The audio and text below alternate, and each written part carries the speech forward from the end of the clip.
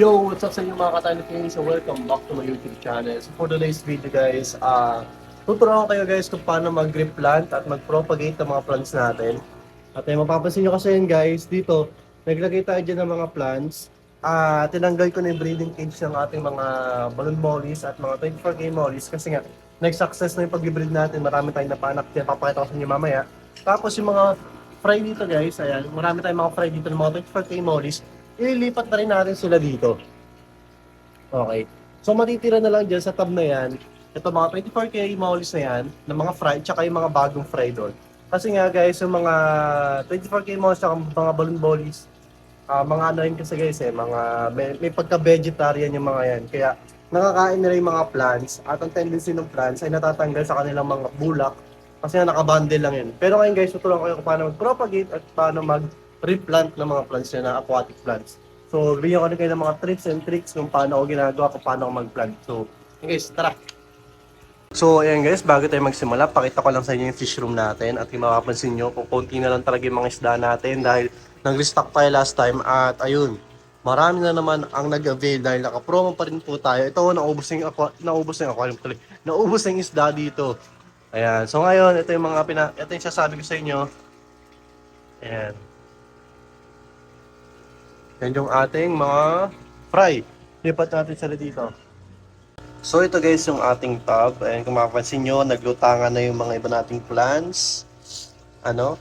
So ayan, natatanggal na sila. So ang gagawin natin guys, i-replant natin yan ngayon. Mag-replant tayo ng mga halaman. Ayan.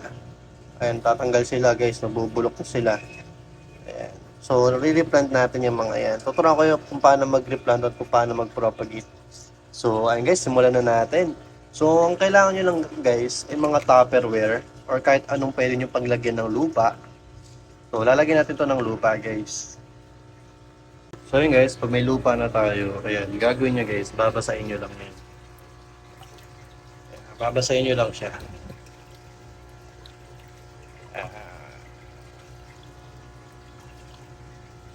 Pagbasa na siya,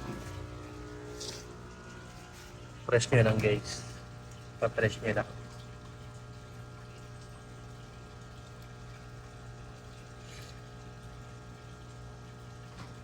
Tapos ito, gagamit tayo nito.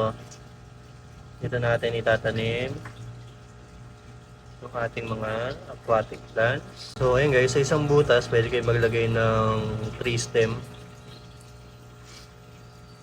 Yan, pwede yung kapara. Pero para sa akin, okay na to. Ito lang, kaya na lang yung pattern. So ito yung mga plants natin.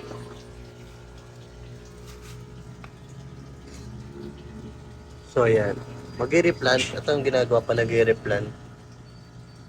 Yan, replant yan. Tingnan natin. Dalawa, sabay press-press lang. Okay, kuha tayo ulit. Tatlong halaman, tatlong stem. Depende sa inyo guys kung ilan gusto nyo. Pero sa akin, para pag lumaki sila, maganda yung tubo. Madami. Ayusin nyo lang guys. Ayusin nyo lang. Medyo maproseso pero madali lang. So ayun guys, tapos na natin i-replant yung ating mga aquatic plants. So turuan ko naman kayo kung paano mag-propagate. So bigyan ka ng example. Pag meron kayong mataas na halaman na katulad nito, hugutin natin. So sabihin natin to guys, sa katanim. Ayan, dumapasin may ugat na siya. Dito lang, sa gitna lang niya, pwede kayong pumitas. Dito sa pinakababa, sa taas ng dahon na yan, pipitas lang kayo. Puputulin nyo. Yan. So, pag naputol nyo na to guys, ang gagawin nyo naman ay tatanggalin itong dalawang dahon na to. Kasi, dyan magsisilbi yung dyan lalabas yung ugat at in the same time, dito rin sa ilalim na to. So, paano mas mabilis silang mabuhay. Ayan. So, yun, tatanggalin nyo lang guys. Ayan. So, dyan na pwede lumabas yung ugat ng halaman. Pwede na siyang itanim. So, ayusin nyo lang yung pagkakatanggal. Yun, tanggalin natin. Yan na guys, mahirap hawakan eh. Hawak isang camera. So yan, okay na guys. So pag okay na, pwede na natin siyang itanim ulit dito. Gamit lang kayo nito, tutusok nyo lang. Tapos tanim nyo na siya. So ayan. So ang technique guys, para hindi maglabo yung tubig nyo, ayan. Kung mapapansin nyo pala guys, ang dami ng fry dito. Ayan, sa ilalim, ang dami. Ayan. Kung gawin nyo lang guys, dahan-dahan lang. Dahan-dahan lang para hindi siya maglalabo.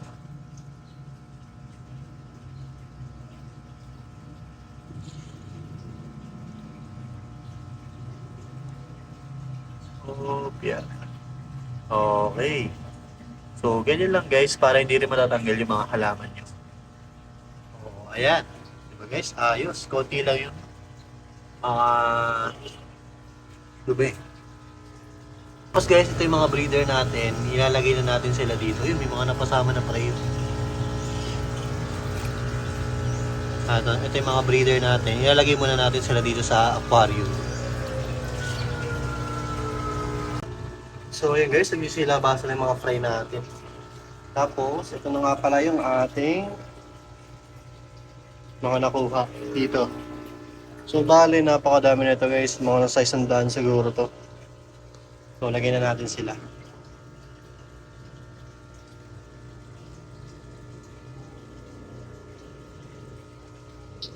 Tada!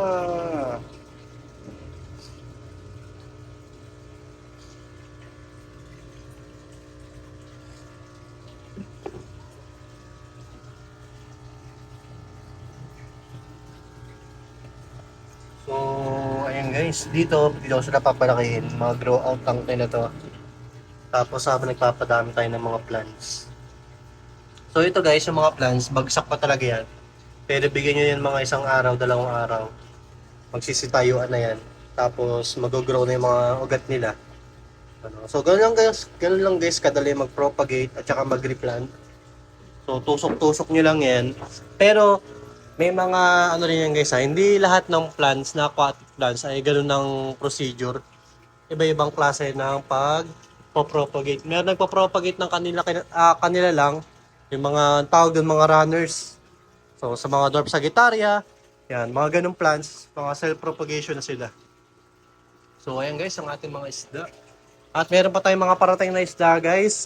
Update ko kayo kung kailan ko sila ipapa-deliver ano para mapakita ko sa inyo kung ano mga available natin ulit. Pero sa ngayon yun guys, talagang ubos ang ating mga isda sa ngayon.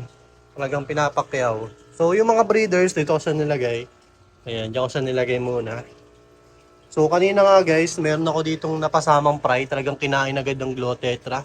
Grabe sila mga kumain ng fry.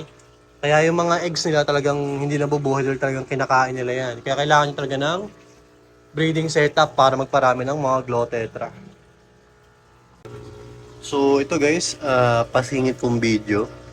So natapos na mag-video kahapon, nag-record, nag-edit na rin ako. Ito, yan, umaga na naman. At ito ay update lang ng isang araw. Kung mapapansin nyo guys, nagsitayuan na yung ating halaman. At walang halaman or stem na nagsilutangan, ano. So kung mapapansin nyo, napaka-effective talaga ng ating ginawa. Ayan, kung mapapansin nyo, okay na okay, nagsisitayuan na sila. At mag-grow na yung mga yan. Tapos yung mga ano natin, mga fry natin guys, oh, dami na. So ayun guys, one day update lang yan para napakita sa inyo na okay ang gintong pag-plant, ano, pag-replant natin. So yun lang guys, quick update lang to. So yun guys, sino magtatapos ng video na to at sana nag-enjoy kayo at meron kayo natutunan. At kung gusto nyo pang mag-get ng video, mag-request lang kayo sa akin guys. Comment down below kung ano mga gusto yung video na ating i-upload dito sa ating YouTube channel. At meron din tayo guys mga iba pang video dito sa ating channel na related sa propagation at pagpa-plant ng ating mga aquatic plants. Alam ko nakagawa na ako niyan dati at parang mas na-explain ko pa yata doon ng mas maayos. So check nyo guys yung aking channel para mapanood yun. At don't forget to follow and like my page guys at sa Facebook, Tiny Friends Fishes, and don't forget to like this video and subscribe to my channel. So yun lang guys, maraming salamat sa inyo, keep safe, God bless, abush!